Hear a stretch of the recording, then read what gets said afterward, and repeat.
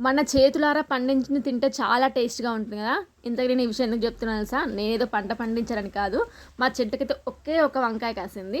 యాక్చువల్‌గా 2, 3 చెట్లయితే ఉన్నాయి. కానీ ప్రతి చెట్టుకి ఒక్కో కాయ కాసేసి ఇలా పండిపోతుందనమాట. అందుకే నేను తెంపట్లేదు. ఒకటేసారి ఒక 4, 5 అలా కొంచెం ఎక్కువ కాస్తే వండేసుకుందాం అనుకున్నాను. బట్ అస్సలు కుదరట్లేదు. ఇంకా ఈ వంకాయ వేస్ట్ చేయడం ఇష్టం లేక ఇంకొన్ని వంకాయలైతే కొని అందులో దీన్నైతే యాడ్ చేసి వండేసాననమాట. మా హస్బెండ్‌కి అస్సలకి వంకాయ కర్రీ అంటే అసలు నచ్చనే నచ్చదు. అయినా గూడా మన చెట్టుకు కాసిన వంకాయ గూడా వేసాను అన్నాక తినేసాడనమాట. తిన్నాక చెప్పాడు చాలా చాలా టేస్ట్‌గా ఉందనేసి. ఇంత టేస్ట్‌గా ఎందుకుందో తెలుసా? మన వంకాయ గూడా వేసి వండావు కదా! అందుకనే కర్రీ ఇంత టేస్ట్‌గా ఉందనేసి చెప్పేసాడనమాట. నాకు ఫస్ట్ నవ్వొచ్చింది. తర్వాత నిజమే అనిపించింది. నిజంగా చెప్పండి.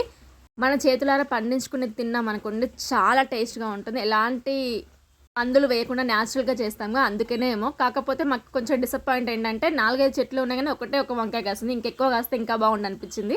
ఈ వీడియో నచ్చితే లైక్ చేయడం మర్చిపోకండి.